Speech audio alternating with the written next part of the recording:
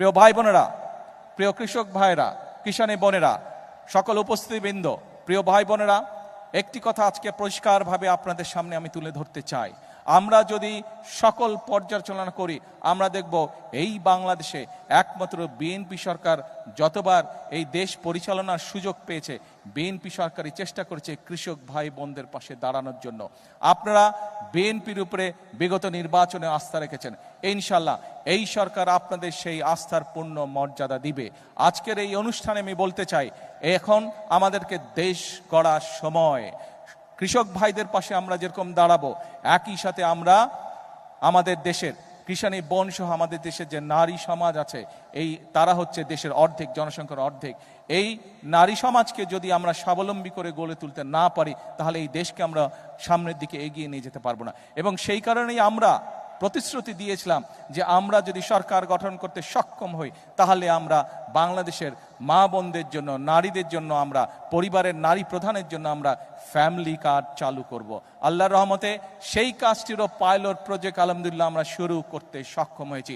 এবং পর্যায়ক্রমিকভাবে আগামী 5 বছরের ভিতরে আমরা বাংলাদেশের চেষ্টা করব সকল নারী প্রধান পরিবারের কাছে এই কার্ডের সুবিধা পৌঁছে দেওয়ার জন্য, এই কার্ডটি পৌঁছে দেওয়ার জন্য। অর্থাৎ এই সরকার জনগণের সরকার। এই সরকার কৃষক বলুন, এই সরকার দেশের মা বোনদের কথা বলুন, ইমাম মসজিদের ইমাম খতিব সাহেব সহ অন্যান্য ধর্মীয় যারা গুরু আছেন তাদের কথা বলুন, ছাত্রদের কথা বলুন, শ্রেণী পেশা নির্বিশেষে প্রত্যেকটি মানুষের পাশে দাঁড়ানোর চেষ্টা করবে। আমাদের লক্ষ্য হচ্ছে দেশের উন্নয়ন, আমাদের লক্ষ্য হচ্ছে দেশের মানুষের ভাগ্যের পরিবর্তন। সেজন্যই আমরা বলে থাকি, করব কাজ, গড়ব দেশ। সবার আগে কে? সবার আগে কে?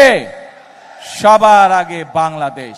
প্রিয় ভাই বোনেরা, আসুন আমরা এই দেশের প্রত্যেকটি নাগরিক, আমরা রাজনীতি করি বা না করি, আমরা কৃষক হই বা না হই, আমরা ছাত্র হই না হই, আমরা ব্যবসায়ী হই বা না হই, যে মানুষই হয়ে থাকি না কেন, যে পেশার মানুষই হয়ে থাকি না কেন, প্রত্যেকের আমাদের একটি আকাঙ্ক্ষা আছে, নিজের দেশটিকে আমরা ভালো দেখতে চাই, নিজের দেশটিকে আমরা সুন্দর দেখতে চাই। আমরা দেখতে চাই এই দেশের মানুষ নিরাপদে এই দেশে বসবাস করছে, এই দেশের মানুষ, এই দেশের সন্তানেরা এই দেশেই বড় হচ্ছে, স্বাচ্ছন্দ্যে বড় হচ্ছে, খেয়ে পড়ে ব্যবসা বাণিজ্য চাকরি বাকরি করে নিরাপদের সাথে, নিরাপত্তার সাথে বড় হচ্ছে। আমাদের লক্ষ্য সেটাই, আমরা সেই লক্ষ্য অর্জন করতে চাই। কিন্তু সেই লক্ষ্য অর্জন করা সম্ভব একমাত্র যদি জনগণের সহযোগিতা থাকে, একমাত্র যদি জনগণের সমর্থন থাকে।